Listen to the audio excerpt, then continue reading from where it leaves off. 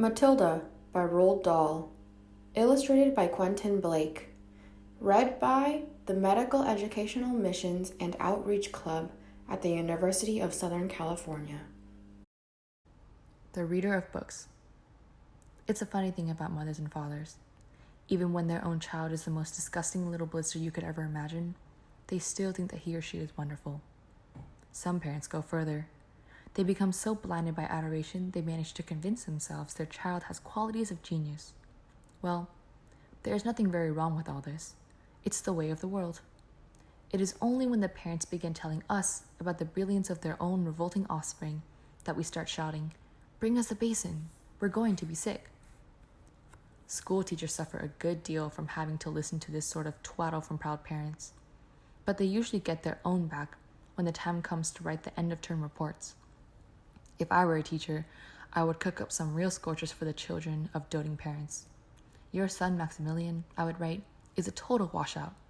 I hope you have a family business you can push him into when he leaves school, because he sure as heck won't get a job anywhere else." Or if I were feeling lyrical that day, I might write, "It is a curious truth that grasshoppers have their hearing organs on the sides of their abdomen. Your daughter, Vanessa, judging by what she's learned this term, has no hearing organs at all."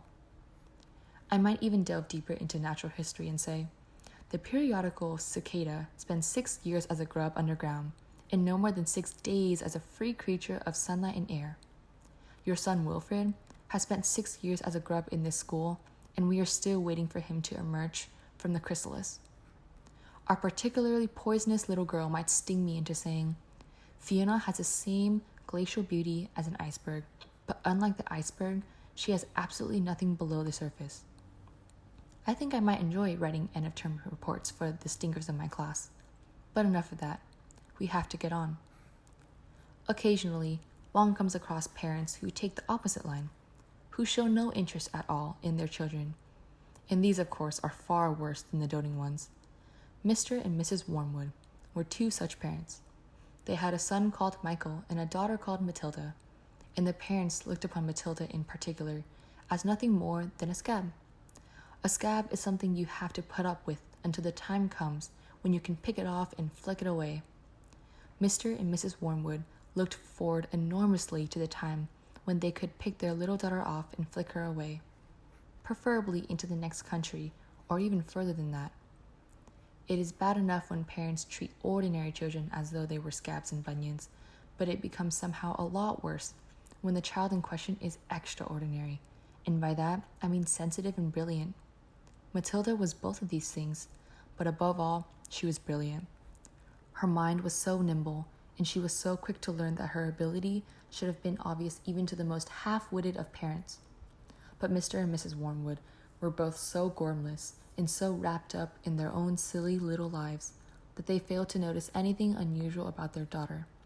To tell the truth, I doubt they would have noticed had she crawled into the house with a broken leg.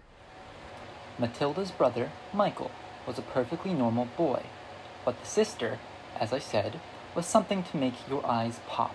By the age of 1.5, her speech was perfect, and she knew as many words as most grown-ups. The parents, instead of applauding her, called her a noisy chatterbox and told her sharply that small girls should be seen and not heard. By the time she was 3, Matilda had taught herself to read by studying newspapers and magazines that lay around the house. At the age of 4, she could read fast and well, and she naturally began hankering after books. The only book in the whole of this enlightened household was something called Easy Cooking, belonging to her mother, and when she had read this from cover to cover and had learned all of the recipes by heart, she decided she wanted something more interesting. "Daddy," she said, "do you think you can buy me a book?" "A book?" he said. "What do you want a flaming book for?" "To read, Daddy." "What's wrong with the telly, for heaven's sake? We've got a lovely telly with a 12-inch screen, and now you come asking for a book. You're getting spoiled, my girl." Nearly every weekday afternoon, Matilda was left alone in the house. Her brother, 5 years older than her, went to school. Her father went to work, and her mother went out playing bingo in a town 8 miles away.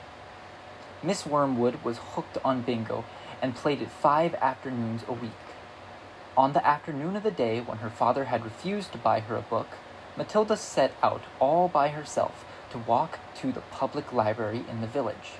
When she arrived, she introduced herself to the library, Miss Phelps. She asked if she might sit a while and read a book.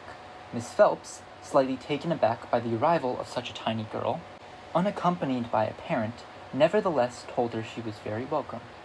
"Where are the children's books, please?" Matilda asked.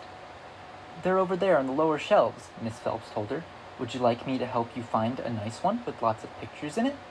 "No, thank you," Matilda said. "I'm sure I can manage." From then on, every afternoon, as soon as her mother had left her bingo, Matilda would toddle down to the library. The walk took only 10 minutes, and this allowed her 2 glorious hours sitting quietly by herself in a cozy corner, devouring one book after another. When she had read every single children's book in place, she started wandering round in search of something else. Miss Phelps, who had been watching her with fascination for the past few weeks, now got up from her desk and went over to her. "Can I help you, Matilda?" she asked. "I'm wondering what to read next," Matilda said. "I've finished all the children's books." You mean you looked at all the pictures?" "Yes, but I've read the books as well." Miss Phelps looked down at Matilda from her great height, and Matilda looked right back up at her. I thought some were very poor," Matilda said, "but others were lovely. I liked the secret garden best of all. It was full of mystery. The mystery of the room behind the closed door, and the mystery of the garden behind the big wall." Miss Phelps was stunned. "Exactly how old are you, Matilda?" 4 years and 3 months, Matilda said. Miss Phelps was more stunned than ever, but she had the sense not to show it. "What sort of books would you like to read next?" she asked. Matilda said, "I would like a really good one, that grown-ups read, a famous one. I don't know any names." Miss Phelps looked along the shelves, taking her time. She didn't quite know what to bring out. How, she asked herself, does one choose a famous grown-up book for a 4-year-old girl? Her first thought was to pick a young teenager's romance, of the kind that is written for 15-year-old schoolgirls, but for some reason she found herself instinctively walking past that particular shelf. "Try this," she said at last. "It's very famous and very good. If it's too long for you, just let me know and I'll find something shorter and easier." "Great Expectations," Matilda read, by Charles Dickens. "I'd love to try it."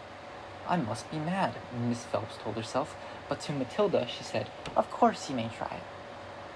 Over the next few afternoons, Miss Phelps could hardly take her eyes from the small girl sitting for hours after hours in the big armchair at the far end of the room with the book on her lap. It was necessary to rest it on the lap because it was too heavy for her to hold up, which meant that she had to sit leaning forward in order to read. And a strange sight it was, this tiny, dark-haired person sitting there with her feet nowhere near touching the floor, totally absorbed in this wonderful adventures of Pip and old Miss Havisham and her cobwebbed house, and by the spell of magic that Dickens, the great storyteller, had woven with his words. The only movement from the reader was the lifting of the hand every now and then to turn over a page, and Miss Phelps always felt sad when the time came for her to cross the floor and say, "It's 10 to 5, Matilda." During the first week of Matilda's visits, Miss Phelps had said to her, "Does your mother walk you down here every day and then take you home?" "My mother goes to Aylesbury every noon to play bingo," Matilda had said. "She doesn't know I come here." "But that's surely not right," Miss Phelps said. "I think you'd better ask her." "I'd rather not," Matilda said. "She doesn't encourage reading books, nor does my father." "But what do they expect for you to do every day in just an empty house?" Just mooch around and watch the telly." "I see." "She doesn't really care what I do," Matilda said, a little sadly. Miss Phelps was concerned about the child's safety on the walk through the fairly busy village, High Street, and the crossing of the road, but she decided not to interfere. Within a week, Matilda had finished Great Expectations, which in that edition contained 411 pages. "I loved it," she said to Miss Phelps. "Has Mr. Dickens written any others?" "A great number," said the astounded Mrs. Phelps. "Shall I choose you another?" Over the next 6 months, under Miss Phelps' watchful and compassionate eye, Matilda read the following books: Nicholas Nickleby by Charles Dickens, Oliver Twist by Charles Dickens, Jane Eyre by Charlotte Bronte, Pride and Prejudice by Jane Austen, Tess of D'Urbervilles by Thomas Hardy, Gone to Earth by Mary Webb, Kim by Rudyard Kipling, The Invisible Man by H.G. Wells, The Old Man and the Sea by Ernest Hemingway, The Sound and the Fury by William Faulkner, The Grapes of Wrath by John Steinbeck, The Good Companions by J.B. Priestley, Brighton Rock by Graham Greene, Animal Farm by George Orwell. It was a formidable list, and by now Miss Phelps was probably filled with wonder and excitement, but it was probably a good thing that she did not allow herself to be completely carried away by it all. Almost anyone else witnessing the achievements of this small child would have been tempted to make a great fuss and shout the news all over the village and beyond, but not so Miss Phelps. She was someone who minded her own business and had long since discovered it was seldom worthwhile to interfere with other people's children. Mr. Hemingway says a lot of things that I don't understand, Matilda said to her. Especially about men and women, but I love it all the same. The way he tells it, I feel I am right there on the spot, watching it all happen. A fine writer will always make you feel like that, Mrs. Phelps said. And don't worry about the bits you can't understand. Sit back and allow the words to wash around you, like music. I will. Did you know, Mrs. Phelps said, that public libraries like this allow you to borrow books and take them home? I didn't know that, Matilda said. Could I do it? Of course, Mrs. Phelps said.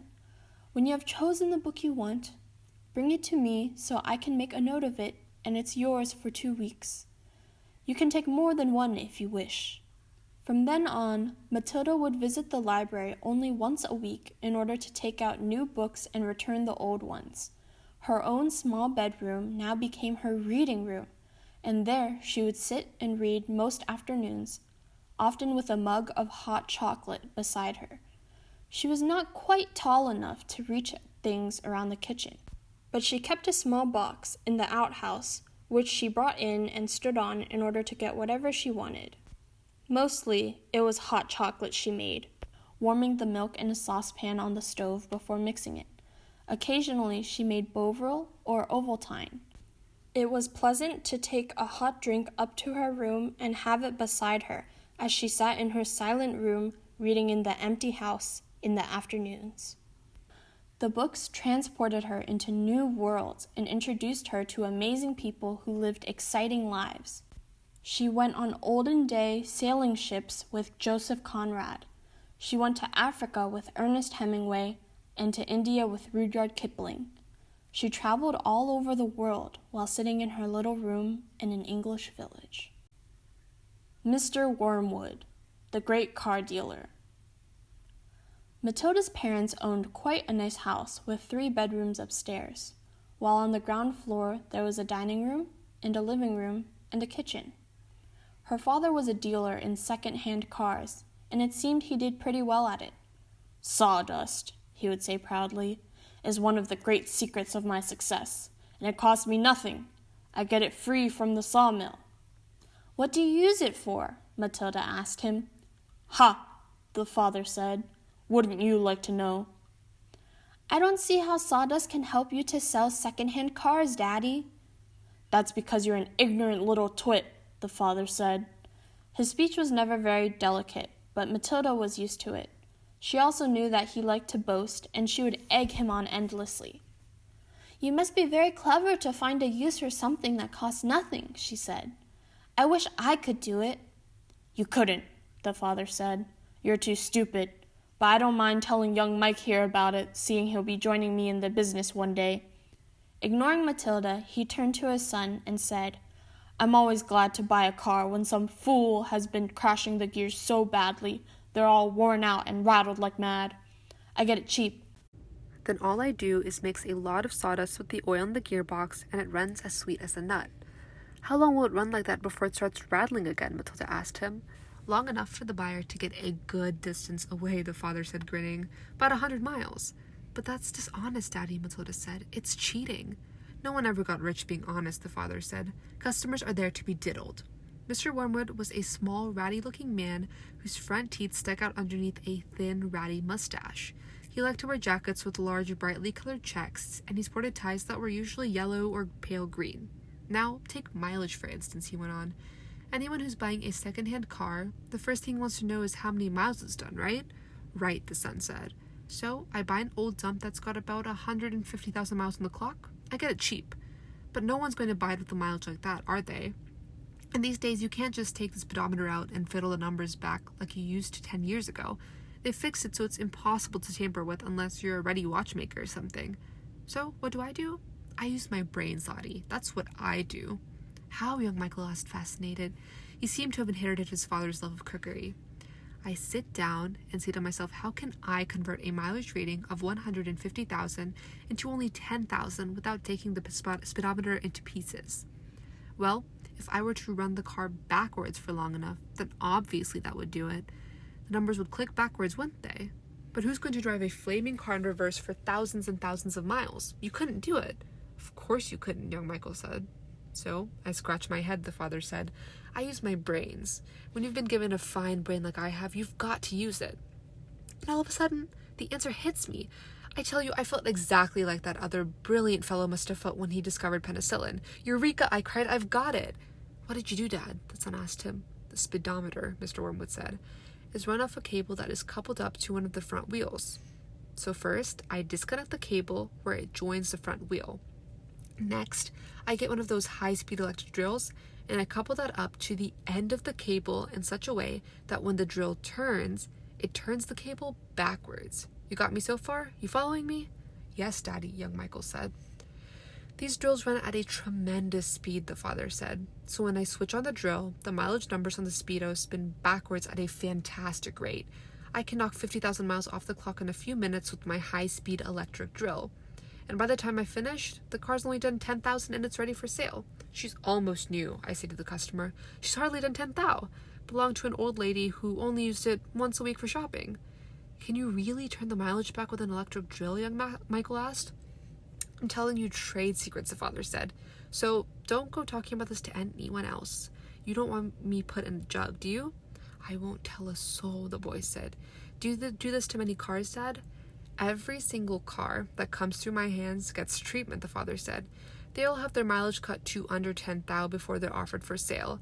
And to think I invented that all by myself, he added proudly. It's made me a mint.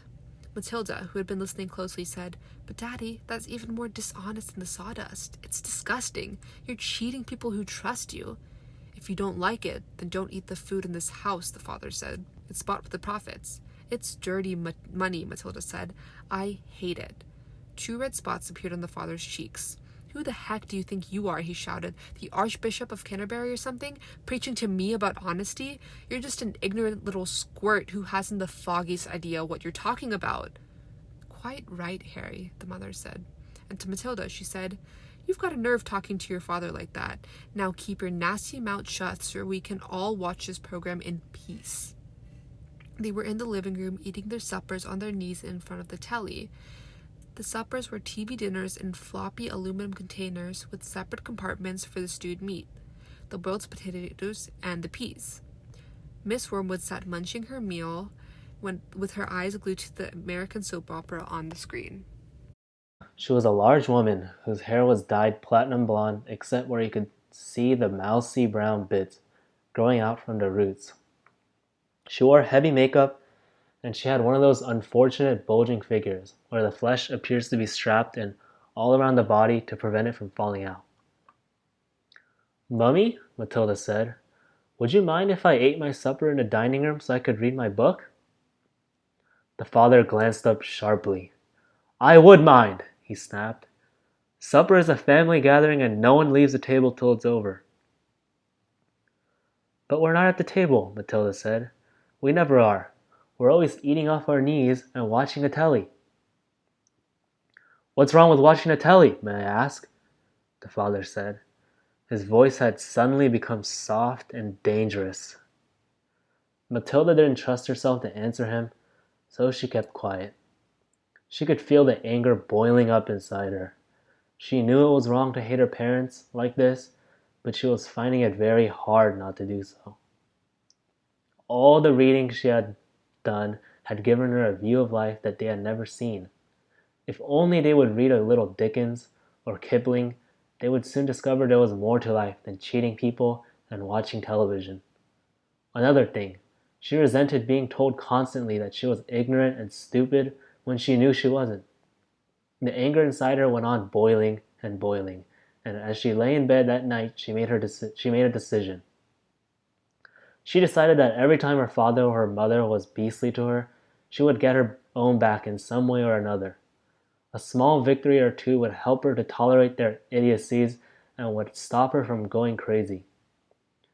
You must remember that she was still hardly 5 years old, and it is not easy for somebody as small as that to score points against an all-powerful grown-up. Even so, she was determined to have a go. Her father, after what had happened in front of the telly that evening, was first on her list. The hat and the superglue. The following morning, just before her father left for his beastly second-hand car garage, Matilda slipped into the cloakroom and got hold of the hat he wore each day to work. She had to stand on her toes and reach up as high as she could with a walking stick in order to hook the hat off the peg, and even then she only just made it. The hat itself was one of those flat-topped pork pie jobs, with a jay's feather stuck in the hatband, and Mr. Wormwood was very proud of it. He thought it gave him a rakish, daring look, especially when he wore it at an angle with his loud checked jacket and green tie. Matilda, holding the hat in one hand and a thin tube of superglue in the other, proceeded to squeeze a line of glue very neatly all around the inside rim of the hat. Then she carefully hooked the hat back onto the peg with the walking stick. She timed this operation very carefully, applying the glue just as her father was getting up from the breakfast table. Mr. Wormwood didn't notice anything when he put the hat on, but when he arrived at the garage, he couldn't get it off. Superglue is very powerful stuff, so powerful it will take your skin off if you pull too hard. Mr. Wormwood didn't want to be scalped, so he had to keep the hat on his head the whole day long, even when putting sawdust in gearboxes and fiddling the mileages of cars with his electric drill. In an effort to save face, he adopted a casual attitude, hoping that his staff would think that he actually meant to keep his hat on all day long just for the heck of it, like gangsters do in the films. When he got home that evening, he still couldn't get the hat off. "Don't be silly," his wife said. "Come here, I'll take it off for you." She gave the hat a sharp yank. Mr. Wormwood let out a yell that rattled the window panes. "Ow!" he screamed. "Don't do that. Let go. You'll take half the skin off my forehead." Matilda, nestling in her usual chair, was watching this performance over the rim of her book with some interest. "What's the matter, Daddy?" she said. "Has your head suddenly swollen or something?" The father glared at his daughter with deep suspicion, but said nothing. How could he? Mrs. Wormwood said to him, "It must be superglue. It couldn't be anything else. They'll teach you to go playing round with nasty stuff like this. I expect you were trying to stick another feather in your hat." "I haven't touched the flaming stuff," Mr. Wormwood shouted. He turned and looked again at Matilda, who looked back at him with large, innocent brown eyes. Mrs. Wormwood said to him, "You should read the label on the tube before you start messing with dangerous products. Always follow the instructions on the label." "What in heaven's name are you talking about, you stupid witch?" Mr. Wormwood shouted, clutching the brim of his hat to stop anyone trying to pull it off again. "Do you think I'm so stupid I'd glue this thing to my head on purpose?" Matilda said, "There's a boy down the road who got some superglue on his finger without knowing it, and then he put his finger to his nose." Mr. Wormwood jumped. "What happened to him?" he spluttered. "The finger got stuck inside his nose," Matilda said, "and he had to go around like that for a week. People kept saying to him, 'Stop picking your nose,' and he couldn't do anything about it. He looked an awful fool." "Serve him right," Mrs. Wormwood said. "He shouldn't have put his finger up there in the first place. It's a nasty habit. If all children had superglue on their fingers, they'd soon stop doing it." Matilda said, "Grown-ups do it too, Mummy. I saw you do it yesterday in the kitchen." "That's quite enough from you," Mrs. Wormwood said, turning pink. Mr. Wormwood had to keep his hat on all through supper in front of the television. He looked ridiculous, and he stayed very silent. When he went up to bed, he tried again to get the thing off, and so did his wife, but it wouldn't budge. "How am I going to have my shower?" he demanded. "You'll just have to do it without it, won't you?" his wife told him. And later on, as she watched her skinny little husband skulking around the bedroom in his purple striped pajamas with a pork pie hat on his head, she thought how stupid he looked. Hardly the kind of man a wife dreams about, she told herself. Mr. Wormwood discovered that the worst thing about having a permanent hat on his head was having to sleep in it. It was impossible to lie comfortably on the pillow. "Now do stop fussing around," his wife said to him after he had been tossing and turning for about an hour. "I expect it will be loose by the morning, and then it'll slip off easily." But it wasn't loose by the morning, and it wouldn't slip off, so Mrs. Wormwood took a pair of scissors and cut the thing off his head, bit by bit, first the top and then the brim. Where the inner band had stuck to the hair all around the sides and back, she had to chop the hair off right to the skin so that he finished up with a bald white ring around his head, like some sort of a monk. And in the front, where the band had stuck directly to the bare skin, there remained a whole lot of small patches of brown leathery stuff that no amount of washing would get off. At breakfast, Matilda said to him, "You must try to get those bits off your forehead, Daddy. It looks as though you've got little brown insects crawling about all over you. People think you've got lice."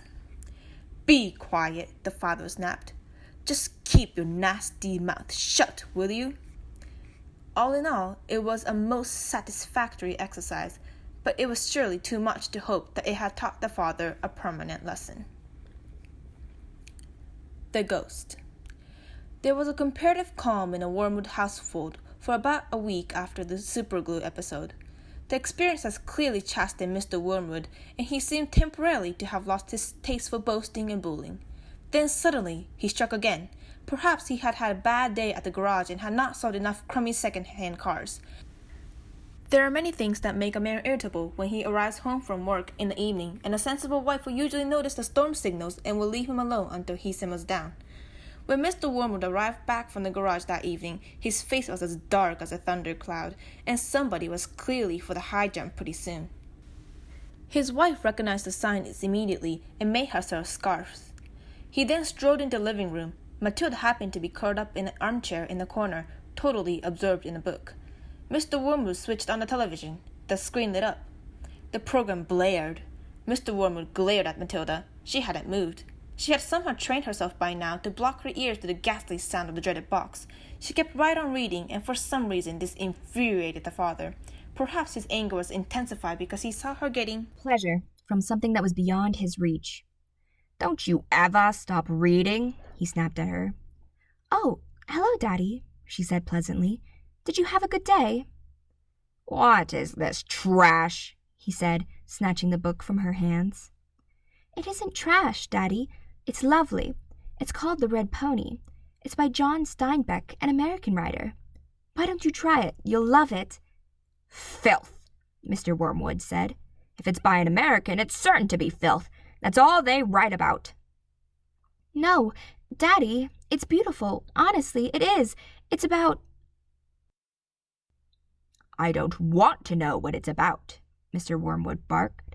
"I'm fed up with your reading anyway. Go and find yourself something useful to do." With frightening suddenness, he now began ripping the pages out of the book in handfuls and throwing them in the wastepaper basket. Matilda froze in horror. The father kept going. There seemed little doubt that the man felt some kind of jealousy. How dare she, he seemed to be saying with each rip of a page. How dare she enjoy reading books when he couldn't? How dare she? That's a library book, Matilda cried. It doesn't belong to me. I have to return it to Mrs. Phelps. "Then you'll have to buy another one, won't you?" the father said, still tearing out pages.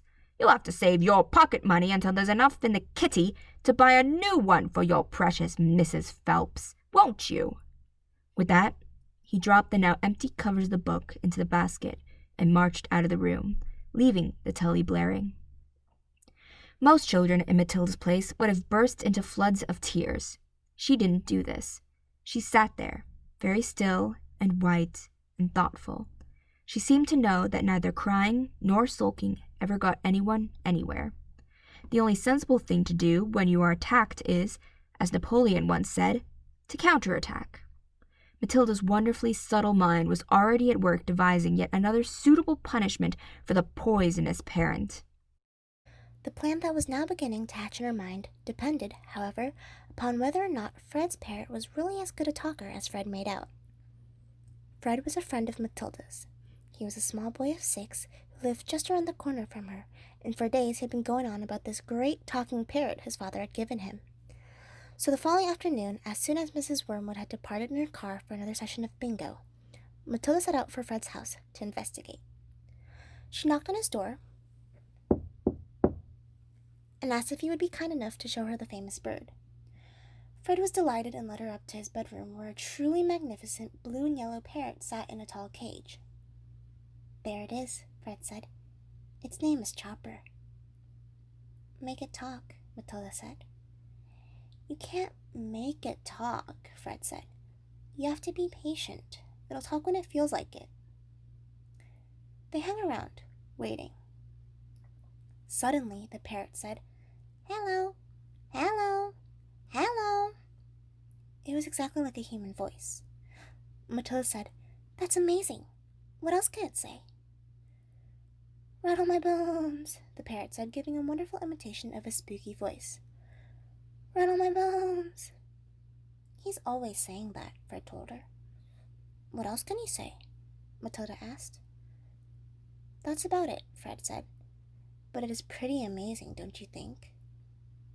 "It's fabulous," Matilda said.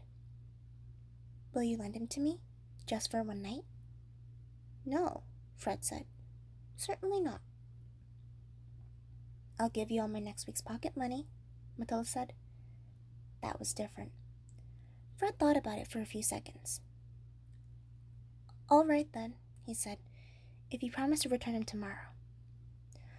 Matilda staggered back to her own empty house, carrying the tall cage in both hands. There was a large fireplace in the dining room, and she now set about wedging the cage up the chimney and out of sight.